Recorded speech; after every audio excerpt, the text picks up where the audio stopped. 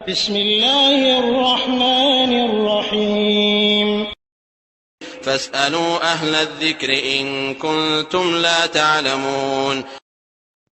ওয়ালাইকুম আসসালাম রহমতুল্লাহ বরকাতুহু। আরেক ভাই প্রশ্ন করেছেন, আমি আমার ভাইকে কিছু টাকা দিয়েছি ব্যবসা করার জন্য, আমি কিভাবে তার থেকে লভ্যাংশ নিব বা সেই আমাকে কিভাবে দিতে পারবে যাতে সুদের আওতায় না পড়ে?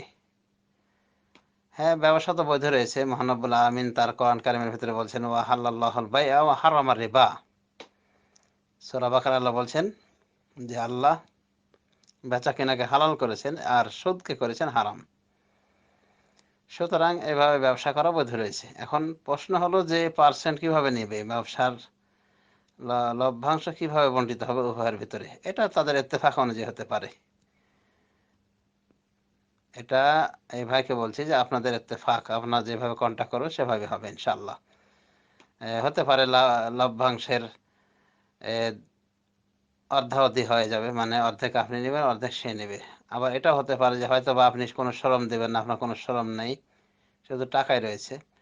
তো সেই হিসেবে হয়তো বা আপনার ওই ব্যবসার টাকার লাভ দিতে পারেন 3 ভাগের 1 ভাগ, 2 ভাগ সে নেবে, 1 ভাগ আপনাকে দেবে। এক কথায় যেভাবে আপনার রাজি খুশি হয়ে ধার্য করবেন লভ্যাংশের পার্সেন্ট, সেটাই বোধ রয়েছে ইনশাআল্লাহ। এতে কোনো সমস্যা হবে না। আল মুসলিমুনা আলা শুরুতিহিম, রাসূলুল্লাহ সাল্লাল্লাহু আলাইহি ওয়াসাল্লাম বলেন, মুসলিমগণ তাদের শর্তের উপরে প্রতিষ্ঠিত থাকবে। ইল্লা শারতান আহাল্লা হালালান আও হারামা হারামান, একমাত্র ওই শর্ত চলবে না, ওটা বাতিল,